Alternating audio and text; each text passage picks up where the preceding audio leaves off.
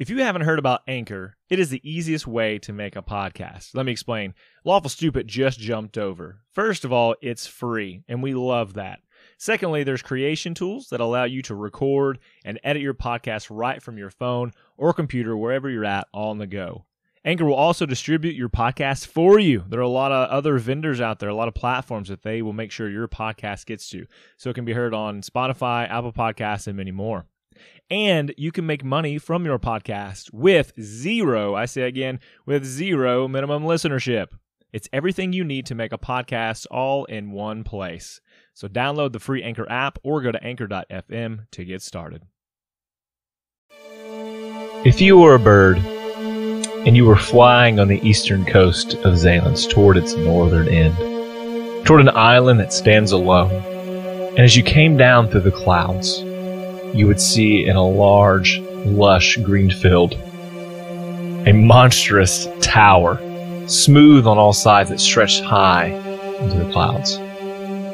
You would notice at the base of this tower that there is no door, that there are no windows in the tower. And as we looked up at the tower, we would see, again, it stretches past the clouds. And as the camera would pan up, as if we were still that bird seeking to find the top of this tower, we would climb and climb and climb until we came to a balcony that jutted out of the side of this tower. And here we see a figure standing on this balcony, hands on the rails as it peers out into some unknown distance. It's a bulky blue dragonborn. He's donned chest armor that appears to be made of a mix of leather and metal. His arms are covered by a long brown duster that reaches all the way down to the ground. Two long swords appear over each shoulder, crossing presumably in an X as he wears them on his back. He looks out in the world and sighs frustrated. And then he speaks.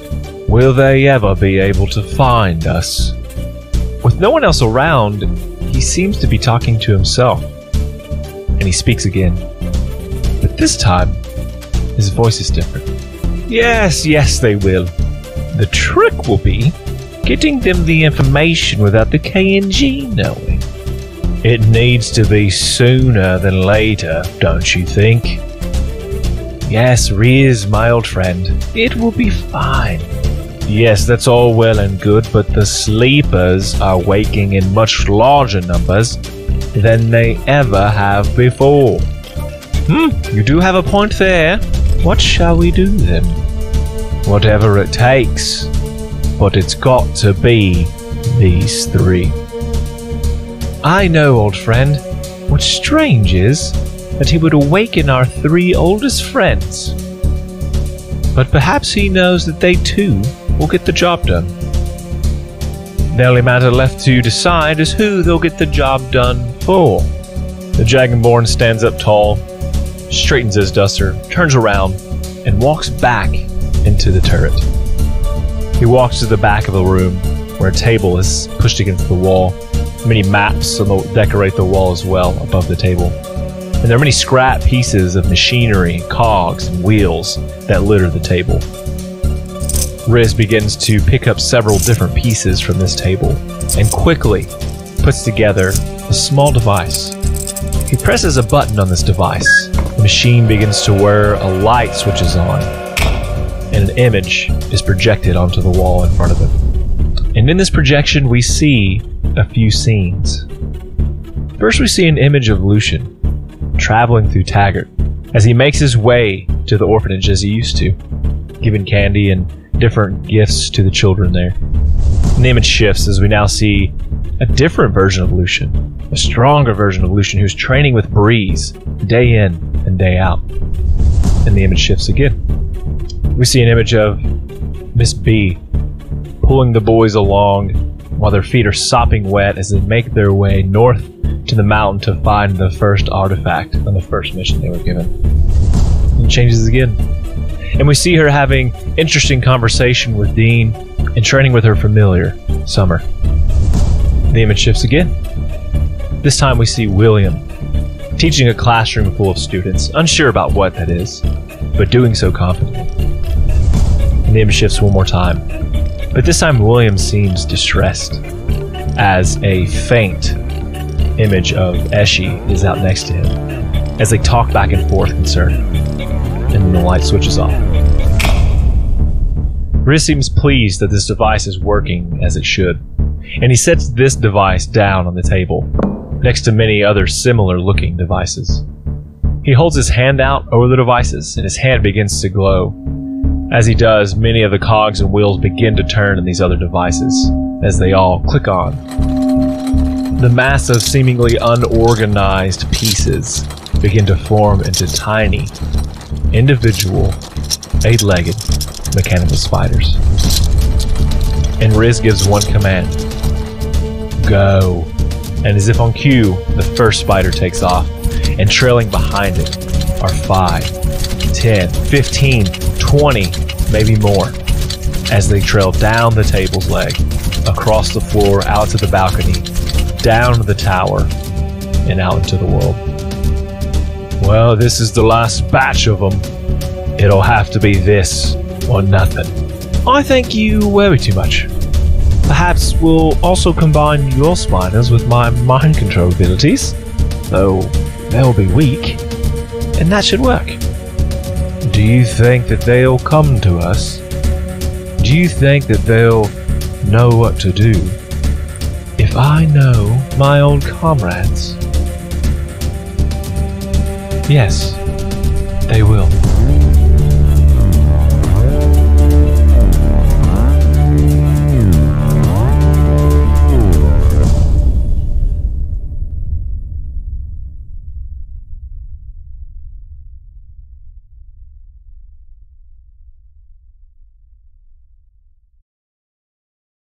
Last time on Lawful Stupid. On this day, you've pegged to come back and meet together because it's about time for you to get out in the real world, and you have to go pick up a side quest mission of your choosing, whatever that is. I think you've got something lined up you maybe have chatted about, but now it's time to lay down some plans and get the ball rolling. And so wherever you were, you set aside your job or your time, or maybe you're hanging out in your room, you decided to meet at the gardens where Miss B spends a lot of her time, her free time. So Miss B is just chilling out at one of the patio tables. It's good to see you again. Hi. And in walks... I'm Dr. Enoch. I teach here at the school, too. There was this piece of paper, and he just hands it to Miss B. No one else tore off any, but it sounded interesting. It says here, the 25th Centennial Winter Games. It's held in North Barrow, and requires 4 sacrifices to people to compete. Looks great. Okay. Yeah, no, I'm in. Yeah. Miss B, like, she was sad as they were, like, going through it and doubting it, and then she just, like, smiles when they were like, yeah, we're in. Agent Sly allows you to take one of the doors that will transport you to a location closest to North Barrow. And there is one that is only about a day's journey once you go through the door. You make your way into the Sleeping Bear. You're all the competitors from Haven Bay! And everyone hushes and turns to look at you.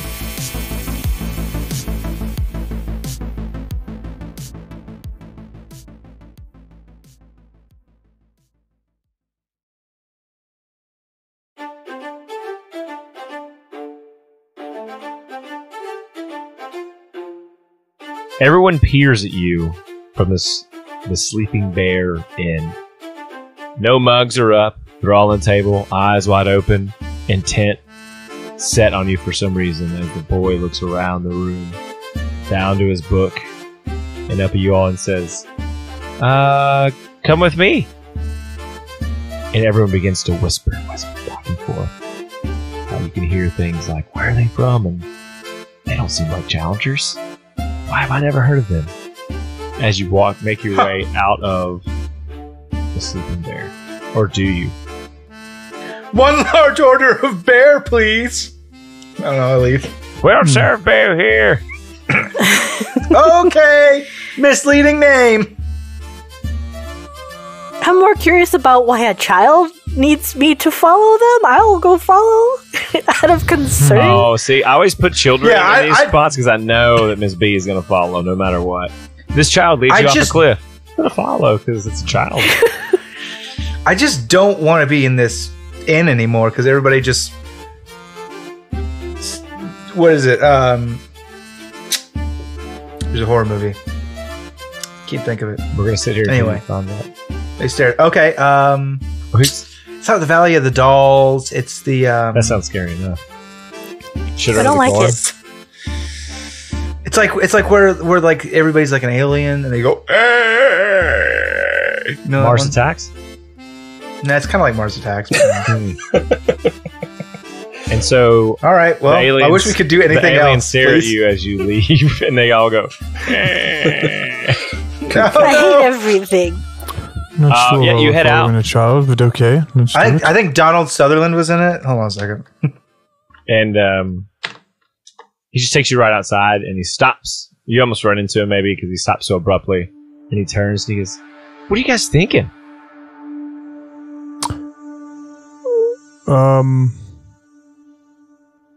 Oh, why'd you ask us to come out? Bold of you to assume. No, like, did you not get your welcome packets in the express mail? I don't know, Mrs. B. Did we get a mail? She checks her pockets. Do I find anything different? No, you tell me. I've had them this whole time. If I would have just You mean to checked tell my me you've had pockets. four sets of welcome packets, and you No. never told us? Nope, not in my pockets. Received nothing. Well, I don't. And he's flipping through his pages. I don't see how that could have occurred. Come with me. There's little time. And he begins to kind of shove his way through these adults that are on the street. You almost lose sight of him a few times. And he leads you kind of back out to the entrance of town. But instead of taking like the path out that you came down, it kind of splits to the right and heads down a hill. And as you begin to go down this hill, you see like a large stadium built. Yes, Shane. Oh, I just wanted to say that it was, and I just wanted you to let me know bring when it you back. were ready. I'm sorry, but it's Invasion of the Body Snatchers. Oh, yes. Okay. Yeah, sorry. But, I mean, there's people who were like yelling it, right? Probably at you as we were. Oh my god! Yeah, yeah. So there we go. Everyone's happy again. This large stadium begins to come into view, and then you see like a path that's been made. Probably wasn't there before. That comes in through one side of the middle of the stadium almost. So it's like people will view this, whatever's happening, very much like a derby, except on both sides of the track there would be a stadium. And so you begin to take this path down toward the stadium. I do that. Mm-hmm. Yep. No, you're just gonna straight follow this guy. Okay. Yeah. He takes you. Yeah, I mean, I don't know if you had any questions for him or anything. You could probably answer this. But he takes you. So now that we're here, what's the competition? Level with me. Well, if you had read the welcome packet, and he looks at Miss B scornfully. I didn't get the welcome packet. We could maybe blame We could have been training for weeks. He stops and he looks at you and he says, "You haven't trained at all." We're very talented. We have lots of translatable skills, I'm sure, to whatever the competition is, because it is a competition. Yes. In which we will find out tomorrow. I can't. Okay, listen. We're a pretty big deal here. People know what goes on here. We have a rich. Yes, the Barrowans. We have a very rich history of having these games here. So even people who've never been to the games dream of coming to the games. So I don't. So I don't. That was not any of that answering my question, which is what is the games? What are we doing? The games are a series of events, usually at least 3 competitions. This year it is 3 competitions. That's widely known. 3 different events where you have at least a team of 4 people. Not all events require 4 people. Some do. Sometimes it's just 1 or 2 or 3. No one ever knows. You're supposed to have 4 trained individuals who come together, and you don't know what the events are. And that's the joy of it, is you cross-train as many things as you think you might need. They do drop hints in the packet. Oh, I see. Yes. It doesn't deliberately. I was going to say, but you said in the packet, but you're saying they would have given us hints and clues, and then we would have been able to find out what we could have maybe kind of need to do. But like I said, we're pretty multi-talented, so we should be in good shape because that's what everybody else is doing anyways, just training on everything. That's what we do, so that's okay. We'll figure it out. Yeah, I'm sure you will. Sure, you do great. And you, everyone, roll a perception check for me. Because I'm great at those. Ooh, 22. 14. Okay. Ooh. 16 for Miss B. Okay. 15. Okay. 14. You all see as you say, we'll do pretty well. We'll work together. You see him write down in his book, most likely to die, team from Haven Bay. Follow me. And he leads You're not writing that down to make a bet later, are you? Absolutely. That's one of the main things we bet on here. Are competitors allowed to bet themselves? Yes. No, I'll take your bets right now. You shouldn't gamble. You shouldn't gamble. It's just bad. And he's looking back and like forth. look at this guy. I don't know how much money he's gonna bet, but we're not gonna die, so he's just gonna lose it all.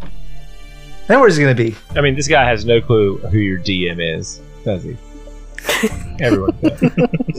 No, Lucian's saying that. Yeah, no, this is Devin saying that. Okay. Okay. I'm just saying, like, Lucian is a young man. He doesn't see imminent death in his future. He's take on the world. He leads you down to the stadium, very large, and there are a few doors on the outside of this bottom half, where it's usually kind of like hollow under the bleachers. It's not here. It's like it's covered all the way around. There's several doors, and you walk in, and it seems to be like a large complex, and there's some weight training devices around, some ropes hanging from a ceiling, large lanes to like run in, and there are several other individuals here, and a guy who looks like he might be like a trainer or a coach or some sort of official who's standing in front of them, and they all turn and look at you as you walk in the door. And the kid looks to the trainer, who kind of puts his clipboard down, very official looking, and he says, "It's about time." He says, "Sorry, sir, it took me a while to find them, but here they are, the group from Haven Bay." Hi, I'm Gale. "I don't care what your name is. Get over here."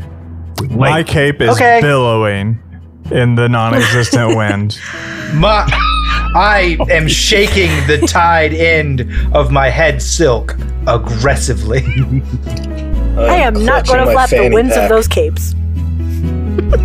One hand is doing that for me. The other hand is shaking Miss B's bee cloak in a wave formation. Dr. Enoch, what are you doing? What are your clothes doing unprompted? He's kind of half hunched, clutching to a fanny pack that's on his hip. What color is the fanny pack? Yeah. I think it's just like a classy brown leather. Looks really nice. And he's just vigorously zipping and unzipping it. That's what his. No. He's holding it like you'd think every penny he has in it, just like. Oh, that you used to have, huh? Yep. Failed that roll. I'm kidding. You step up. There are 4, 8, 12, 16, 24, 28, so 30, 32. Is that right? 7, 32, 36 competitors here, including you guys. Good. And he's just he's a human male, long beard, burly individual. Has a warm like cotton like cap thing on, like one of those like Russian looking hats. Oh my gosh! And he says, "Welcome to the 25th Mid-Centurial Winter Games. You've all been chosen, selected to represent your towns for whatever reason. So I hope that you're here to win. That's what this is about. Now, there will be a series of events over the course of 3 to 4 days, depending on how the events go.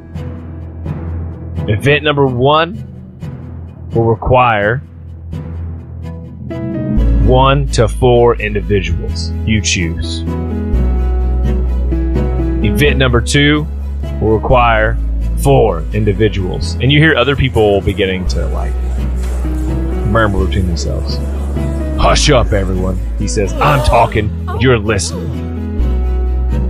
The final event will also require 4 members.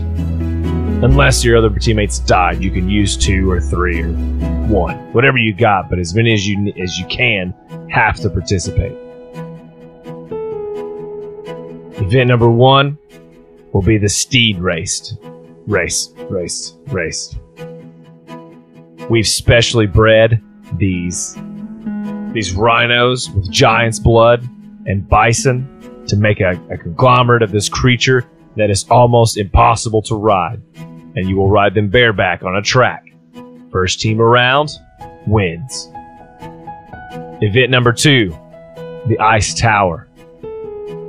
About 120 feet up with different puzzles and games and events that you have to climb with your team. No cheating. The system is built to automatically make you fail if it senses you cheating by using magic or something that is not allowed on site. Event 3, the maze. Self-explanatory. Can we cheat in that one? You... I'd already written down no cheat on the Ice Tower. So that I knew to cheat on the other one. What's your name, smart guy? Lucian. Listen here, you sack of trash. No cheating in any event, or you're disqualified. Is magic cheating? Depends on what kind of magic it is. You'll get that brief the day before. Is that what did that come in the packet? It did come in the packet. Was probably the best packet we've Looks seen at in Miss B. 25 Centurials.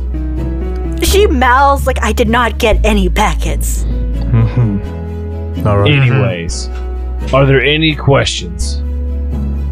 I kind of had a question. Lots of them, but what? You get 2. Okay. I get with Dr. Enoch so we can most mathematically efficiently narrow down my 500 questions into the 2 best ones. We sit there for 45 minutes. All right, let's do it. and then somebody dies. Actually, they choke on a corn dog while that's happening. Hey, and let's see what that sounds like. And then I do an hour-long burial, and then I come back because we were interrupted. We have to start over again. And he says, "We're gonna miss Terry. He was a good fighter. Love them corn dogs. He loved those corn dogs. Died how he lived." Yeah. I told him he's got to chew them. He can't just swallow them whole like that. That is going to come back to bite him. And he said, "You can't tell me that. I'm corn dog Terry." The last thing he said to me was, and I said, "I told you, Terry." I had plenty of time to reach out, grab the stick, and pull, but instead I said, "I told you, Terry." I told him the story about my son and how you got to learn lessons, and he didn't learn, and neither did he. So now I'm alone. They both choked on corn. Anyway. Anyway, I got a vendetta against corn dogs. This new side quest is come help me kill the corn dog king. Come help me kill the corn dog goblins down in Corn Doggerton. Oh my god. Any other questions? No. Could we have another packet? And he says, we send out exactly enough packets. We can't have enough. We can't have them floating around all over the place. Well, surely one of my good competitors brought it with them because they didn't want that information on hand. No, they filled it out and returned it like they were supposed to. Oh. You know, Joe, we definitely did that. Don't worry. Oh, you did? You definitely did it? Mm-hmm. I don't want to ride a rhino. I can probably handle. They engineered the rhinos. I'm sure that's something I can deal with. William. Okay. Looks Well, at you can. Well, it's 1 to 4 people, so you can just do that one by yourself, and that way we'll be fresh for the other 2. Because you can handle the rhino. And the guy up front says, all right, you've got tonight. Find some equipment, whatever you think you might need. with the clues that have been given to you In your welcome packets. in your welcome packets. There was a packing list. Thorough, very thorough. You're gonna want something for chafing. Every year we get people who lose because they just can't handle chafing. See you in the morning. 0800. Don't be late. If you're on time, you're late. Who said that? Who said that? Speak up.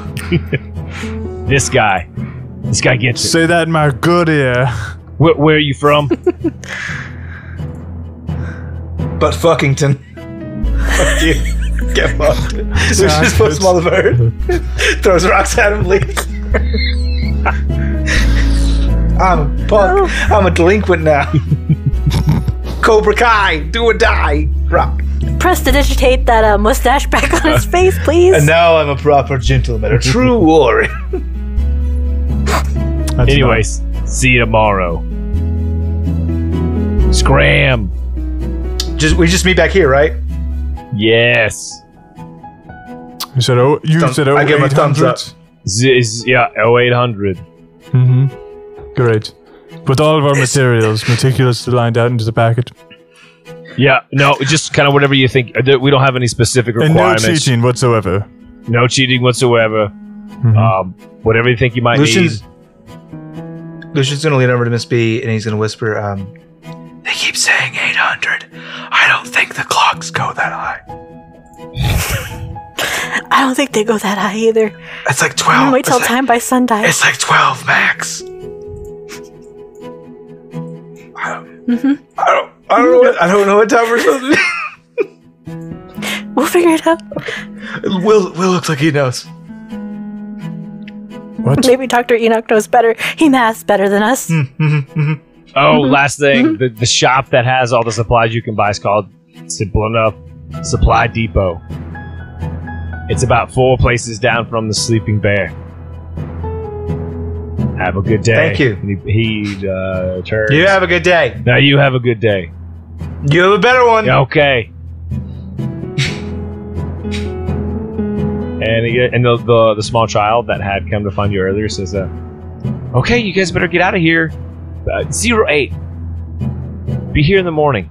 Be here just early as you can, just so you don't mess up. 7 o'clock. Got it. Perfect. Dawn. Yes, perfect. Great. Just sleep here. I don't care. Just be here. Is that allowed? No, I don't think we'll do any of those things. Yeah, sure, we'll be back in time.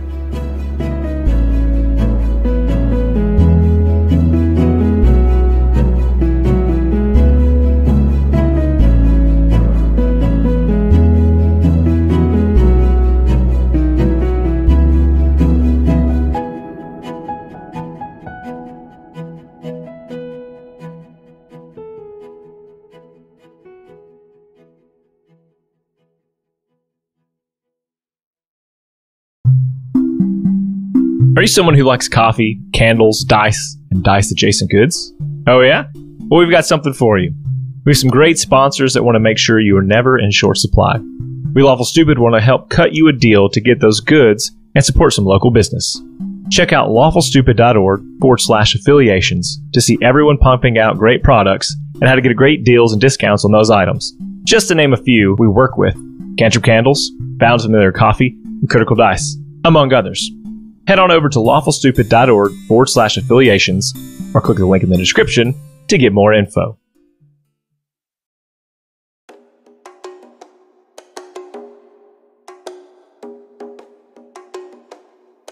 Okay. And so you're free to go back up the path that you came from if you want. You can explore town if you want. There's, again, people everywhere. I don't know if there's anything specific you'd like to know about in this town. I can't ever go back to the Sleeping Bear, ever. So, is there a house of worship in town? Oh, yes. Let me grab that for you, because that was going to be a point that I was going to bring up as well. Cool.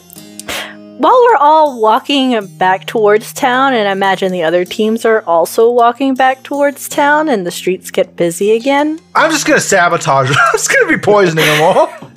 Just a little bit of that. Especially because we're all probably gonna head towards Supply Depot between now and tomorrow morning. I would like to see if I can pickpocket somebody. Their welcome packet, please, and thanks. Sneakily. I cast guidance. So they don't have them because they sent them back in already. So nobody has. They've already been like administratively put away. And fuck that. Just get somebody's pack. We'll know the packing list if we just have it. Hey, I do have a serious thing I want to do. Very, very, very serious. Devin, there's like competitors that we're walking in this big group with. Which one looks like the beefiest meathead in this like got group? you. I got you, and good. You will know him specifically as Samuel Torhoon. He's a minotaur. Mix and match metal armor. His fur is dark onyx. He has thick leather gauntlets and a leather kilt. Okay, great. And what time would you say that it is? At this time, it's probably 6 o'clock in the afternoon. Sun, the moons, the sister moons, have begun to rise. Great. Before you can see them. I'm gonna cast suggestion. What do I need? I need on to roll some, right? Samuel. Yeah, that's gonna be a wisdom saving throw. Oh, great. Okay.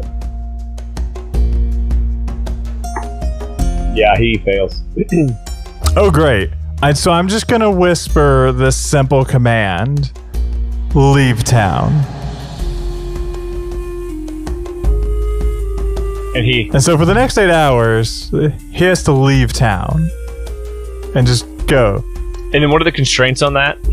He just does it to the best of his ability, right? As long as it doesn't cause him any like, oh shit! pain, Yeah, he wouldn't do anything. He wouldn't do anything that would cause him harm.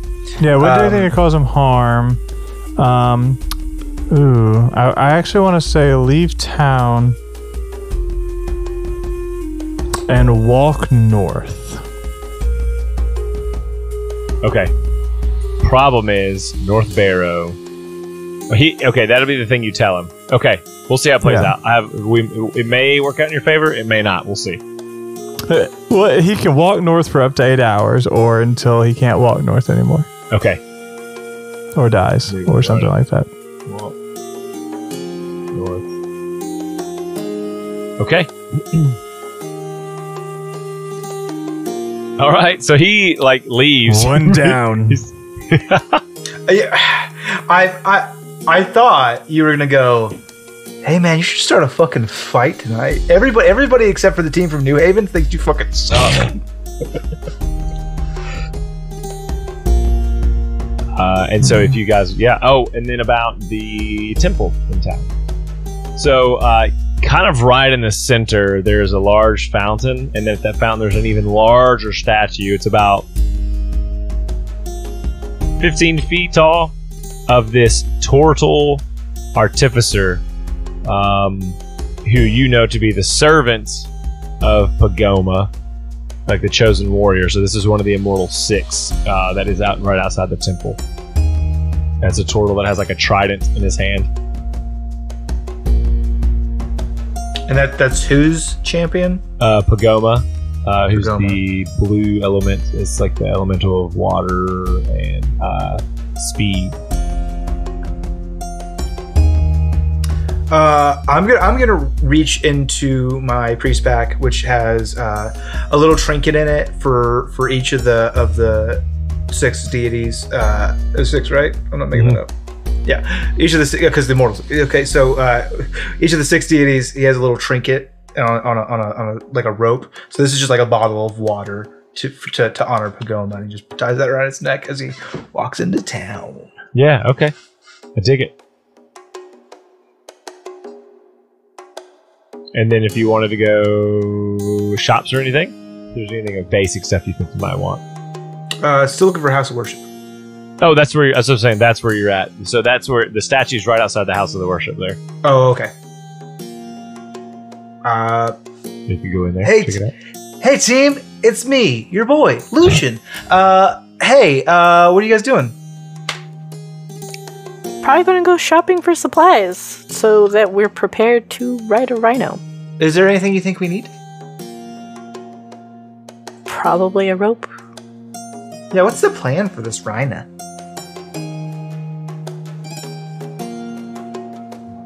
I assumed one of you was going to ride it.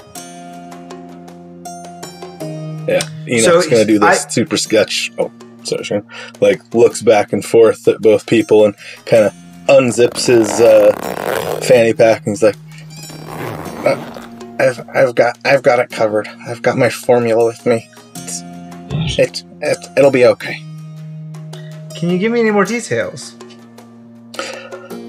Well, they didn't say anything about performance-enhancing drugs, so I think really it's not against the rules at all, and it's usually better to ask forgiveness than permission, so I just figure it's going to be fine. But it's something I've been working on for the KNG, and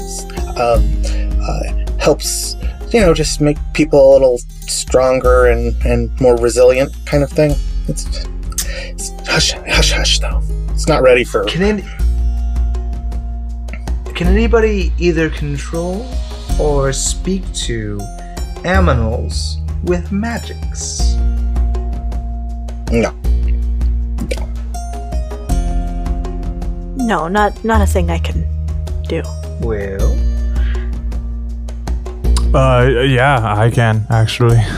Yeah, so maybe we could just, convince it to be our best friend. And it'll race I could do that. It'll race really hard for us because it loves us. And then afterwards, we'll bring it with us. The KNG will probably let us keep it. Yeah, Mrs. B should probably be the rider. And I'll whisper sweet nothings into its ears. And I'll spend the night making delicious rhino snacks. What? Just so we're on the same page, you're not going to make snacks out of rhinos, right? I don't know what rhinos eat. If it's other rhinos, yes. If not, no. Okay, just don't. We could probably go to a library. Yeah, we could probably go to a library and find out what exactly rhinos eat. That's or we'll just ask anybody who knows magic. They'll know. Hey, Dr. Enoch, what do rhinos eat? Yeah.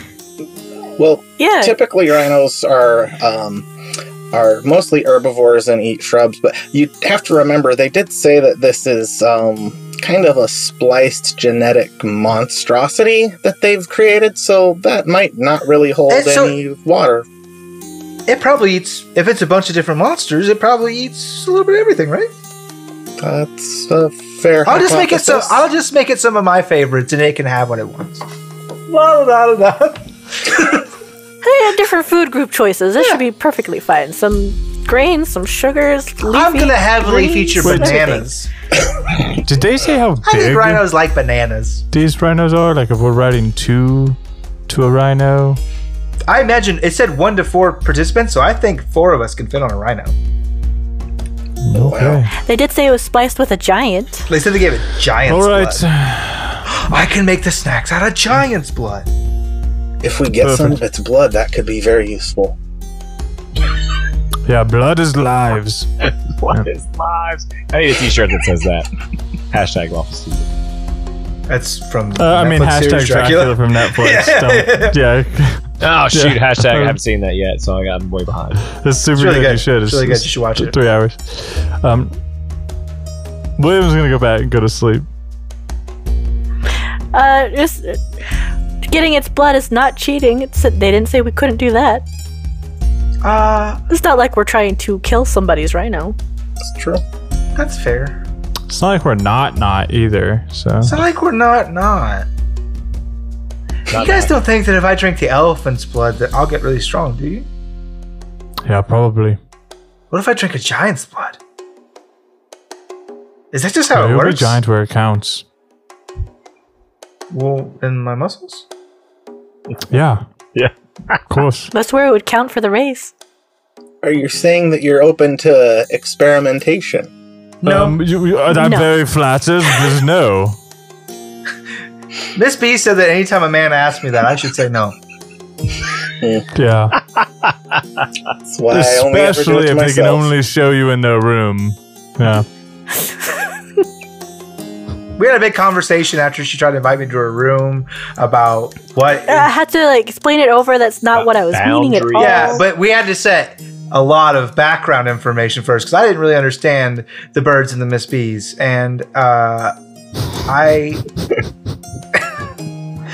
was really pausing for a laugh there. I thought I was going to get a bigger reaction, but yeah, cool. Well, disappointment. Yeah, we're almost good to go in sleepy time and then do this race. I need no supplies. All right, cool. All right, I don't need supplies either, but I do want to go to the church. All right, you're there. Who's? I look around and trying to find out who's the boss. There are several little pools here. Instead of like pew type things, it's almost like these chairs are set up in circles around these pool areas. At the very front, there seems to be what would look like an orc figure that has all these candles lit around it. That is what you know to be like the form that Pagoma takes as like an orc.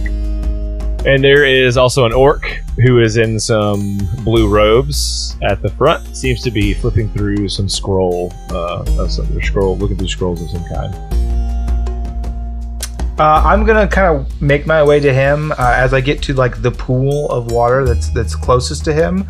I'm gonna. Is there like a little stone around maybe or? Yes. Yeah. I pick up just a small stone and I cast light on it, and I toss it into the bottom of the pool so that the water is kind of illuminated. And, so here's yeah, and then there's that kind of light kind of glowing from the pool now, and I'll approach him and go. Greetings of both Pagoma and Our Lady of Light to you, brother. Oh, hello, how are you doing? I'm doing very well. How are you? I'm doing very good. What brings you in today, brother? Well, I just seek shelter and succor. I'm in town for the competition, and I don't really want to be someplace where there's lots of people like the inn, where maybe somebody could try to sabotage me or anything like that. So if I could just rest here, I would be really appreciative. You are always welcome here. Thank you. We have some rooms on our upper levels for other brothers who come in, so you are welcome to use that as you want. And may the waters ever cleanse you. Thank you very much. And may the light always find you. Let me ask you this question also. What's your name? I didn't catch it. I'm so sorry. My name is Dracon. Chauncey Clearwater.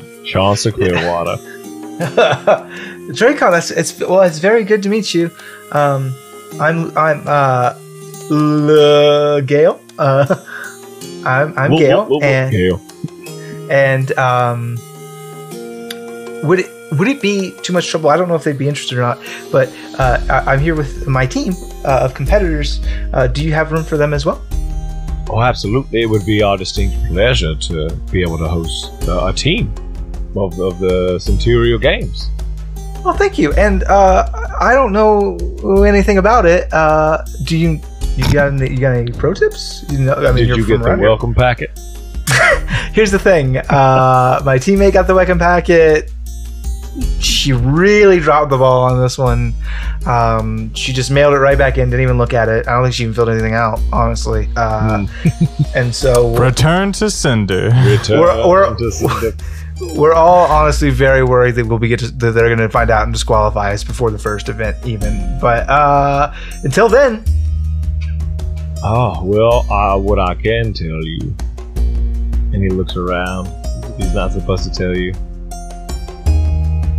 Is that people die in this game. They are very dangerous. I've heard that, yeah. So I will pray for you steadfastly on this night. That will be. And don't cheat, whatever you do. I would never dishonor our order in that way. I will be rooting for you. I wasn't even aware that you were competitive. And we know in advance who all the competitors are. It must be a late entry. Yeah. It was all kind of a surprise. I was out of town for a while and came back. I was like, okay, ready to get back to work. And then my teammate, Scatterbrain, she figured out that she needed us to go, and so we went. But thank you for your prayers and for your support. And if you're watching, wave at me and I'll wave back. It'll be like a little thing for us. Pagoma will grant you speed. I'm gonna need it. Thank you. Bye. Yeah, thank you, Gare. And I'm gonna leave and find my friends. Hey, we can sleep in the church if we want to. I guess you all. I went to the board to sleep. The sleeping board. The sleeping board. Sleeping bear board in room. There we go. Oh, so my only thing was, and I thought that you might agree, was it's kind of dangerous because there's a lot of people, and even like just them listening through the walls, even on the rooms adjoining to us, could be dangerous. So we could be someplace a little safer.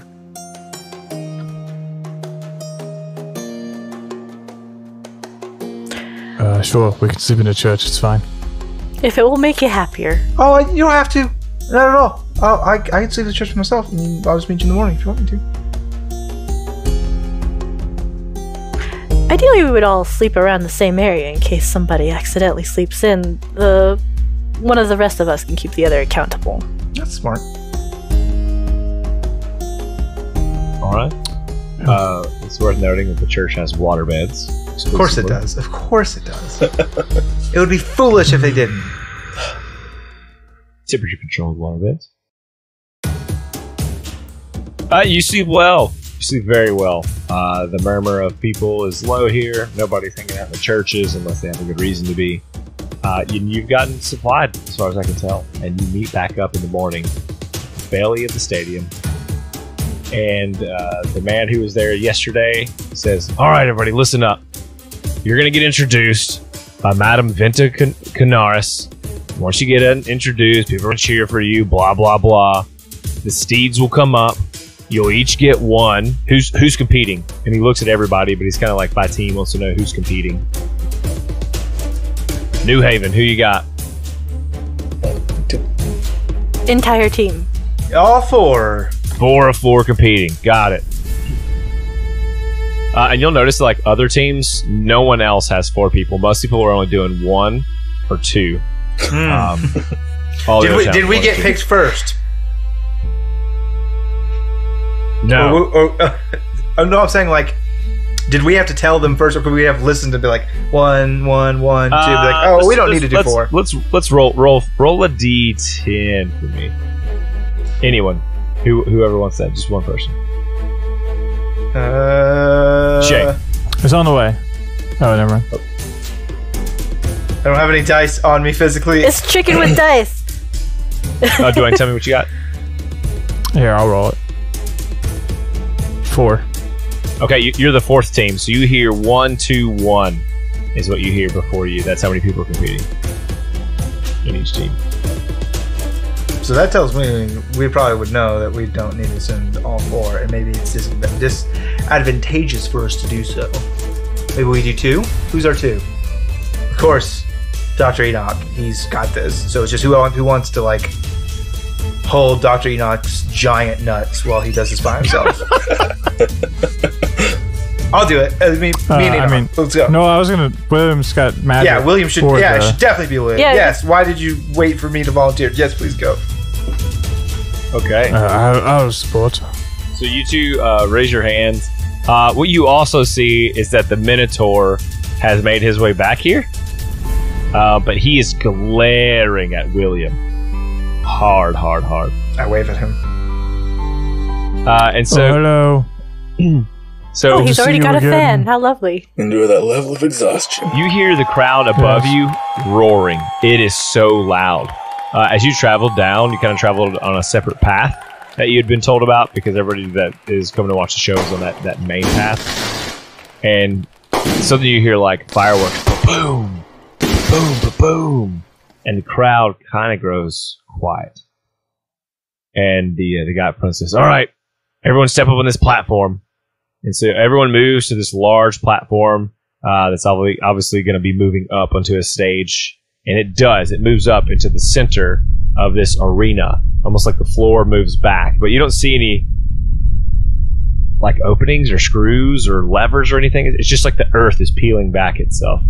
And as you move up, you look around and you realize there's like some like earth druids who are like working to move this earth back and forth. And even now you realize that the platform you're on is just a metal cap on top of earth that they've moved up into the stadium. And the people again go crazy cheering for you. And this beautiful red-headed lady, human lady, she's got freckles. She's wearing like a royal purple, like really fancy gown. Miss B would be very proud, and maybe even takes notice. And when she talks, her voice seems to boom around the entire stadium, right? Like everyone's hearing this. And she says, "Welcome everyone to the 25th Mid-Centurial Winter Games." Again, more cheering. And she says, "I would like to introduce this year's competitors." And she begins to make her way through all of these people. And some of the ones that you hear most of the cheering for are Jibs and Nimro. So it's like a pair, which is like a Warforged and a Halfling. And the Halfling kind of sits on the shoulder of this Warforged. We love you, Jibs! We love you, Nero! And then Samuel Toran. And then you hear like the deep guttural cries of like other minotaurs. They're like, oh. Yeah. And like people bought horns. They're like fans of him, so they buy these horns that mimic that deep howl. Minotaurs. You hear the name Bunyip Ikar. It's a gnome that has long sandy hair and a blue jumpsuit. Zimmerin is like a water genasi. He stands, no smile. Everyone else has been like waving, stepping forward, smiling. When Zimmerin's name is called, he's just like this. He's a bald-headed water genasi, downturned face, and just stoic. Just doesn't seem interested at all. And as he comes to the last name you hear that everyone cheers very loud for is Wella Trumund. It's actually a taller halfling. He's wearing a flannel shirt, a belt, cowboy boots. And so she makes all the way through, and she gets to you guys, and she kind of looks confused at her notes. And someone comes over. This Aarakocra walks over, kind of points to something. She's, oh, yes. From Haven Bay, Gale. Hi. And I'm forgetting your other names now. Raven. And then Turtle. Hummingbird. Hummingbird, but humming and bird would be two different names. And Dr. Enoch, what would your code name be? I see what we're doing here. I'll be Professor Peacock. And Professor Peacock. And everyone's kind of like, we're the beautiful birds of New Haven! And I strike a bird pose. And it's dead quiet. Everyone hears it because it's so everyone does a bird pose. Yeah. We do a everyone do it. We do a I need to see it. We do a Ginyu Forest bird poses.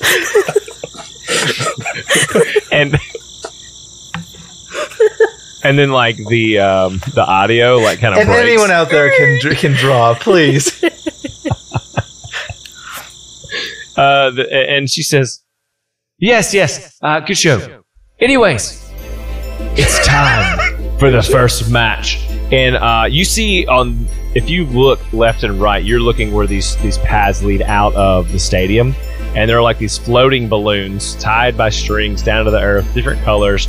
A few of them that are close begin to explode like a different color powders, green and purple, and like a silver powder, spilling the stadium and dropping down. She says, the Ruffalo race. So like Rhino Ruffalo. Mark Ruffalo. Yeah, we're riding the Hulk. Got it. She says, hot damn. This breed of creature, seen only in its form, where it's much smaller, now much larger because of the giant's blood. And then people are like, ladies and gentlemen, we present to you the rare Dark Ruffalo. And so on very close to you, but in a pin, the earth begins to open up as these earth druid working their stuff, and these huge creatures. I mean, you're gonna need like at least like a ladder to climb on top. Begins to open up, and there's one per each of you that are competing. So only the competitors. And she says, without further hesitation, competitors, step forward. And so you obviously see there's a place where you'll be able to mount these creatures, and her stage begins to move up so that you can easily get on the back of these creatures. I hand William like a whole bunch of like roasted bananas. William takes them. You know what to do. Perfect.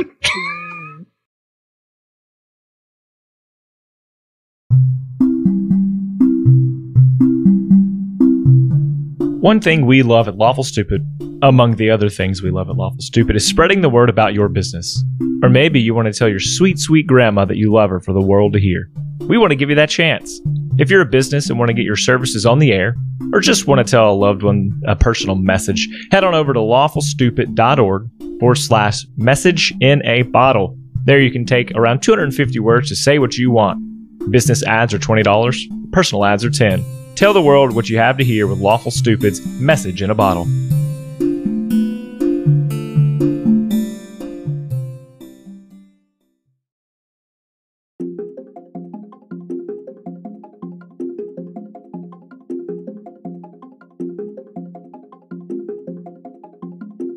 Okay. William's going to approach this dark Ruffalo. How angry does it seem? Right now they're just kind of standing, and there's not much activity. They don't seem very angry currently. Mm-hmm. Perfect. All right, great. I'm going to cast Suggestion on this thing because I can target a creature. Does it have to know your language? Let's see. You suggest a course of activity, limit it to a sentence or two, and magically influence a creature you can see within range that can hear and understand you. But you can speak in its head and make it understand you, right? Isn't that a thing you can do? That's true, because I have the mind link thing. Yeah. I don't have to share a language with them. Okay. So I just rolling a d20 again? Yep, wisdom saving throw. Okay, it's a natural 20. Okay. Shit. Give him the bananas. He goes, hey dog, these bananas were real good. What you want? What you want from me? Should have put roofies in the bananas. Oh no. Oh no. No, Miss yeah, B. so he's not suggested. Miss B would have handed Dr. Enoch the rope because she definitely would have at least bought one supply to help them out. Okay. And so you guys mount up. Don't worry. Yeah, sure. I'm right in the second slot here. Doc Knox to be clear. got this. So it's one per. Do you guys get on the same one, or do you want to ride separate? Oh, I thought we were each having to do our own. Yeah. There's only one seat per. I thought these things were huge. They're bareback. No, they are. I'm saying there is one Ruffalo for each of you, but you can choose to. I mean, your strategy is your strategy. Yeah, no, I'm gonna ride on the back of Dr. Enoch's. Okay, Doc so you guys Knock, are the same one. leading the way. Yeah, we're doing doubles up of our Mario Karts here. This is Mario Kart doubles. So you see some people are using the same strategy as you, and you see others who are riding solo that have mounted up solo. I'm peeling these roasted bananas. I'm getting my peels ready. And so you see some of them start to move around as they sniff it, but you also see that some other people have cooked, like they have some like roasted peanuts and that kind of thing, if they're reaching down to feed their animal.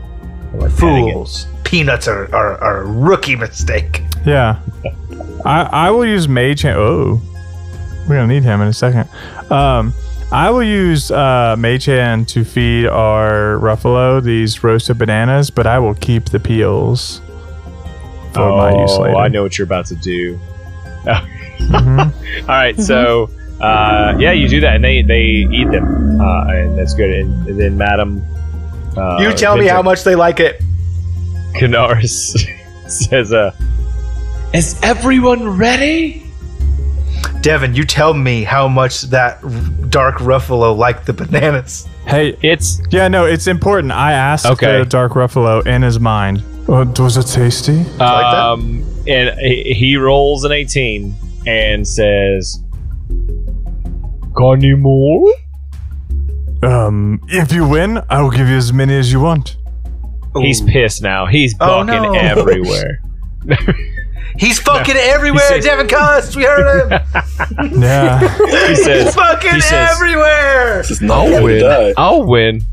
Perfect. And so she says, competitors, all you must do is follow the trail out, follow the trail around, and back into the stadium. You must stay on the track. Everyone will see your progress as you go. With these cameras we'll have magically flying around the stage, the track the entire time. Any questions? And then you hear someone in the back like, oh, madam. And then she says, good. And like fires a gun. Their stage in the middle is pulled back against one of the stadium. The walls come down with like the fence that was holding these things in. And they're kind of just standing there for a moment. No one's beast is moving. I think right out of the gates, I mean, without trying to be obvious, Enoch could probably be grabbing one of his little syringes and just jam it in his leg and just go, which would kick off his rage. So he's going to spur on the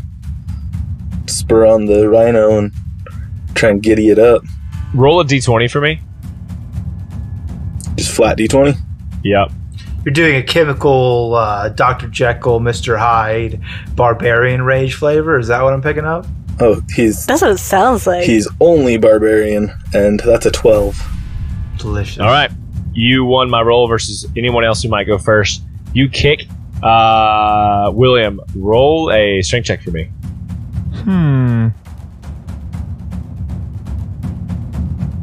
Oh, that's not bad. 14.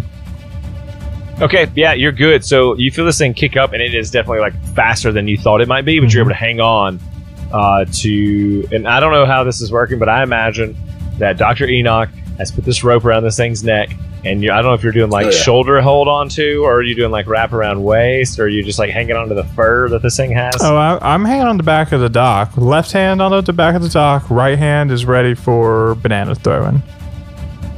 Okay. And you are off. And you take off, and as you begin to travel, other Ruffalo are catching up to you, and then you're speeding up a little more, and they're falling back and forth the whole time. Finally, you're outside of where the crowd is, and now you're into this flat landscape. Snow is still pouring down trees all around, and you begin to come around this curve, okay?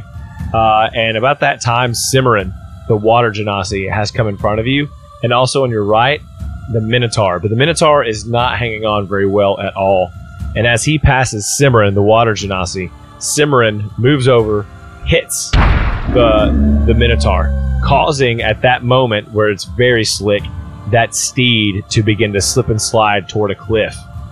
And as he goes over the cliff, you see suddenly like an axe come up and over into the ice. I don't know if you want to do anything about that. I'm watching this, right? Sorry. Yes, you guys all see it from the stadium. The only two are like there. As I see this rhino going off the cliff, can I like try to run across the bleachers and see if I can get close enough to bubble this poor rhino before it falls to its death? No, he's very far away. They're Wait, like so what probably is a the mile away axe now. doing that's coming in? It's keeping him from falling down Oh, the cliff. he's, like, it's like as he was holding. falling, he used it I to see. stab into the ice. I see. So he's like hanging and by is this one the hand. Minotaur? I'm gonna The need you to Minotaur. tell me in feet how tall the Dark Ruffalo is, because I'm way fucked up right now. Okay. Dark Ruffalo is probably 20 feet tall. Oh, excellent. I'm going to cast Eldritch Blast on that axe. My dude was already holding up the rhino? Is that what I'm... Or No, the thing is gone over the cliff. This the is rhino's the Minotaur dead. trying to The save poor Dark himself. Ruffalo is dead. Yes, one Dark Ruffalo has gone over the cliff. Cimarron has hit him, and it made it slide. Wait, am I like assuming this guy will die? Yes. I mean, you kind of have to, yeah. Oh yeah, I don't want to he's- Eldritch Blast that then. I'll And you cast can keep going. No, I'll cast Shape Water on his axe and turn all the water around it into a giant ice block. You're safe, Yeah. Okay. you're So safe for you now. will cement. Yeah. He will. He's hanging on because he's still off the cliff, but he's able to. He's just hanging on there. You keep Cool. going. Yeah. Just yeah. shout, I'll be back before it melts! So you keep going. Walk north. Alright, Nerd! you keep riding.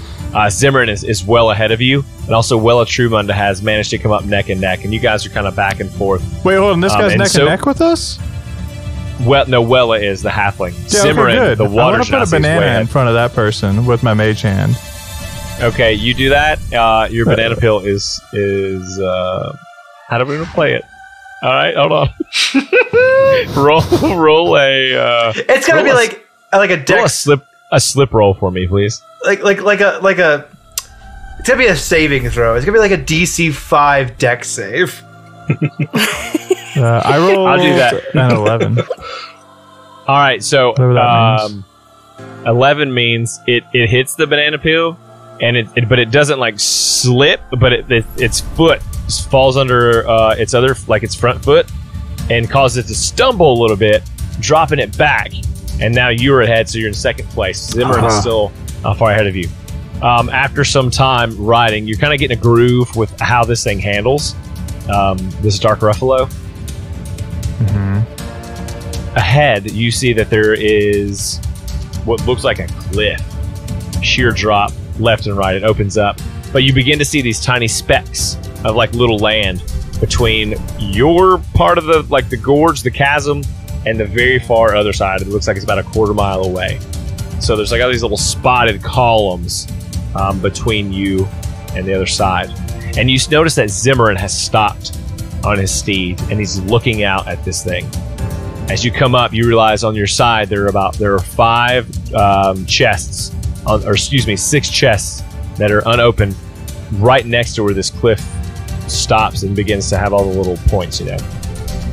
Zimmerman looks at the chasm, the opening, and looks back at you, and by this time you, along with Dr. Enoch, along with Wella, with Jibs and Nimro, have made their way to you as well. And you're all kind of looking around. And Nimro, the Warforged, gets off with Jibs and immediately walks over to a chest, puts his hand over it. His name pops up on a label on the front, and it opens up. And he pulls out a piece of what looks like a map, but it's ripped around one side. And he seems to be talking with Jibs about something with this map. Dr. Enoch, it just seems like you should go and grab whatever that is from that chest. Yep, that makes sense. He's gonna bolt over, do the same thing, like just mimicking, like wave his hand over one of the chests. Yep, so you do that. You run over, and it says, what'd you say your name was going to be, your code name? Professor Peacock. Professor, this will go in my show notes. Professor Peacock. It says Professor Peacock on the front label, and it comes out, and it's also a piece of what looks like a map. There's like 2 sides, and there's like a lot of black dots on yours. You see that people are beginning to get this, and they all go over. Zimmerman is just watching you all as you go over and get your maps, and he's the last one. And so what you notice as you look around left and right is that everyone else has pulled out a piece of a map. So there's one that has red dots on it. The rest have these black dots in a pattern. He then walks over to his chest and pulls out a frame. It's like a glowing frame. And he says, you simpletons. It seems like we must work together in order to get across. So everyone, bring your map to me. And everyone kind of looks around. But Nimro and Jibs walk over and hand them their map. And he kind of fits it where like there would be a corner piece for a puzzle. And it fits in and almost seems to fuse with the frame. And then becomes, instead of a jagged edge, squares perfectly as one of the 6 pieces that would go in this. I kind of look over at William and go, if we're supposed to work together, why did they just not give us all a map? I don't feel like this is right. Yeah, good point. I mean, we still got a Minotaur back there hanging on for his life, so... who's getting his piece of the map? Yeah, at that time, Bunyip, one of the gnomes, walks over and hands his piece.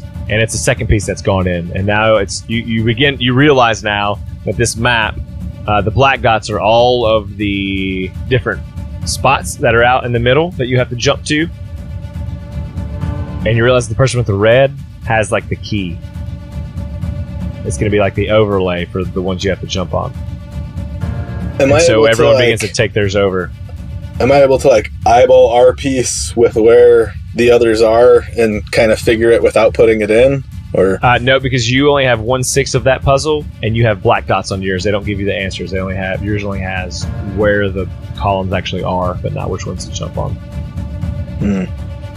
At this time, there are a couple other steeds that are just catching up to you, and they see you and they think, "Ha, opportunity!" And as they begin to move past you, they stop for just a moment, begin to jump on these columns, and they make it 1, and they make it 2, and they make it 3 before it drops out of the sky.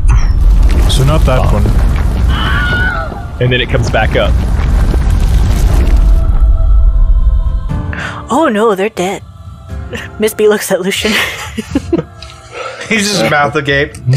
How far apart are these columns? They're about 3 feet apart. Really? I'm going to hand my map piece to William. Yeah, perfect. Get us back on here. We're out of here. All right, let's see. Oh, wait, no, they just bounced down on us. That's not great. But still, 3 feet.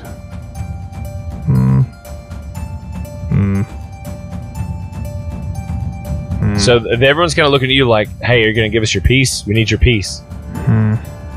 How heavy would you say these things are? Oh my gosh. I mean, 5-6 tons. Oh, shit. Never mind. Well, I guess we don't have a choice. Got to work together. I don't love it. But that whole pillar dropping and coming back up thing really puts a dampener in my plan. So... yeah, alright, I put our piece in. Oh. Okay. And as you put your piece in, he now needs the overlay. And so the red with red dots. And so he gets the red overlay. The problem is he doesn't know which direction is north or south. Because if you turn it, it's the same either way. And there's one chest that's left. And so everyone begins to argue about, and they think it belongs to Samuel, the Minotaur, whom he knocked off the cliff just a little bit earlier. And so they begin bickering and arguing back and forth and back and forth. And suddenly you see this heaving figure come out of the woods. And it's the Minotaur.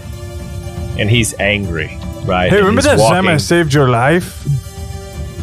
And he huffs at you, like out of his nostrils. And he walks over to the chest, and he puts his hand over it, and it opens up. And it's like the last piece of this map. It's the compass rose for it. And Bunyip walks over and like touches his shoulder, and he's like, "Hey, are you going to be okay?" And the thing looks at him and says, "I'm fine." And so Bunyip takes that piece from him. He's like, I'll run this over for you. And so he says, "Hand me the map and I'll put it on." He says to Zimmerman, and Zimmerman says, "I'm not going to fall for that." And so he like puts his hand out, and it's like he mage hands that piece out of his hand, slaps it on the map, and begins to run toward the columns ahead of everyone. Does he though? And so he begins to jump on the first one, the second one, and the third one. I'll follow him. Fuck it. Okay, so everyone knows now that they can't do anything about him. He's taking the map. They either got to follow or it's over for him. Yeah. And follow. so everyone begins to jump on the ones that he's jumping on. Sometimes the beasts aren't falling exactly, and there are 2 more people who fall to their deaths because they're not paying attention, or the beast just didn't make the right move for them. And maybe they're able to escape. They jump off the beast, but they don't make it. So you guys finally make it to the other side. And it's there that things seem to be flattening out normally. And about 3 miles later, you come to the end, the finish, but you're neck and neck. So it's you, it's Zimmerman, Wella, and Jibs, the 4 of you. And you can see the finish line. You can see the explosions, the pinks, the blues, the purples of these balloons that have been hanging there as they welcome you to the finish line. I need your team to roll a d20 for me. Are we on the outside of this pack? The inside of this pack? From left to right. Zimran, Wella, you, Jibs, and Nimro. Go ahead and roll it, Zebra. If you mess up, everybody will hate you and not us. I like this plan. 14. Straight 14. 14 on that die, baby. As you begin to trek forward, you're pulling ahead a little bit, and victory never tasted so sweet. And Zimran, though, being a jealous person, veers into your Dark Ruffalo and kind of spins you off. The back of your Dark Ruffalo then whips into Wella's lane. It hits the front of his. That one then veers over into Jibs and Nimro, who think they have the victory, and knocks them off into the snow, and their steed stops. And who did yours this? This is like a chain reaction of Zimran knocking you guys over. Or are we still moving, or are we just hard stop? Yes, you're good. You're still ahead, and you're Which still is trucking Zimran? along. Zimran and Wella. Wella's on your right, Zimran on your left. Are we the spectators, like where the finish line is? Yes. I start shouting, "Use the boots! Use the boots!" Oh yeah, there you go. I climb on the front of our Ruffalo as much as I can, and when we get real close, let's see. I would at least know the distance on these bad boys. 30 feet. Fuck, it doesn't say. I think for Misty Step. Misty Step. Yeah, I think it's 30 Misty feet, right? Step. Yeah, 30 feet. When we're within 30 feet, I'm going to Misty Step forward across the finish line. Okay. You just have to. I mean, you have to beat a 1 on this one. This one. Oh no, you don't have anything. No, I it's guess auto yeah, success. it's auto success the first time. Yep. Okay. So here's what happens. So if you were feeling brave enough, you could chain it. Ooh. Here we go. Here's what happens. I want to win. He hits your Dark Ruffalo, spins the tail, and begins to take the lead. Your Ruffalo spins, and you fall off, and you are 20 feet from the finish. You stand up.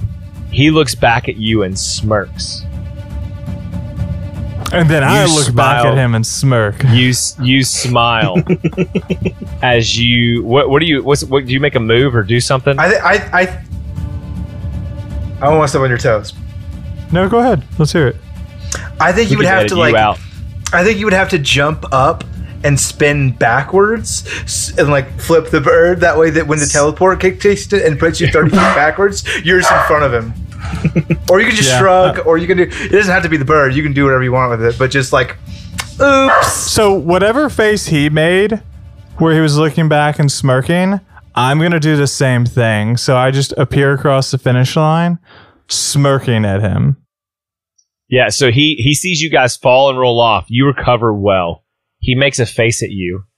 Suddenly, you disappear, and then he turns and looks ahead. And as he crosses the finish line, he puts his arms up, and he's so happy that he's won. And everyone's cheering, and he's waiting for them to say, Zimran, Zimran, Zimran. But that's not the name that they hear. Instead, they hear, Raven, Raven, Raven. And he doesn't know how it happened until he realizes what has happened. And Madame Vinta Canara says, to the champions of Haven Bay, congratulations on your first event. And again, everyone goes crazy. And we just bird pose. We just fucking... Bird pose happens. And that's where we'll end the episode. That was a good suggestion, Shane. I forgot about my boots. The boots were made for teleporting. some Stepping. That's just what they'll do. Oh, hey, everybody, thanks for listening. Cool I looked across the finish line with my cloak of the overdramatic. It's just moving. Oh, oh, it's so cool. I learned that. You look cooler than Breeze. You look cooler than Breeze. How cold is it? Ice cold. How cold? Thanks for listening, everybody. Hope you enjoyed the episode. Went a little long. That's okay. If you love us, then you just stuck through the whole thing there. And so we'll go ahead and jump into all our advertisements that we normally do. Hey, if you want to support the store and or just have nice merchandise, you can go to store.lawfulstupid.org. Get yourself one of those sweet new baseball tees or t-shirts. It's good. It's good stuff. Supports the show. It's good. Nice materials. Can't be mad at it. I concur. Yeah, if you also want to support the show, you can go to patreon.lawfulstupid.org. See if I remember that web address. I hope you do. And you can support us even by giving $1. You'll get the extra secret content behind the scenes. The past month, when we were all absent from playing and doing Lawful Stupid content, I did some one-shot interesting fun business for our $50 patrons. So you could check that content out once I edit it, because I'm not handing it over to our master editor. He has enough to do. I heard it was really fun too, and I'm sad I missed it. Shane has stepped away to presumably fix his dog. So I want to say this week, same time. Here he is.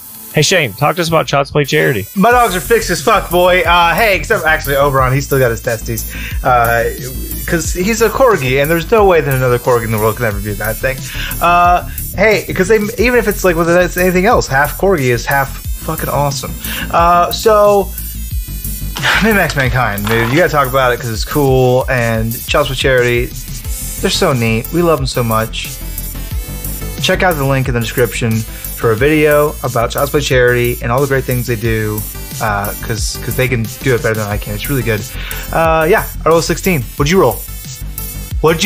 69. Oh, that's better than mine. It's better than mine. Dang it! Even if you rolled 100, his number's still better. Nice. Zebra, you're going to be with us for one more episode, bud. Get over it. We gotta have some finality in this thing. So you got one more episode. Anything you want to tell the people? Nope, I got nothing for you. Get nothing out of me. Just like this recording, you get nothing out of me. He's playing the mysterious angle. I like it.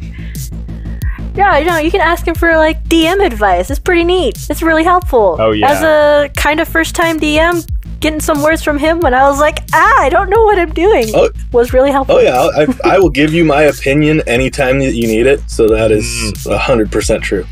Even when you don't need it. For all my current campaign, how did things go? How could this be better? How does this idea sound? So he's a good sounding board for that. Yeah, because I can't let Dwayne or Shane or Yvonne in on those things. Yep, you gotta have a confidant. Yeah, you got to. Thanks for listening, everybody. We love you. Oh, bye. Bye.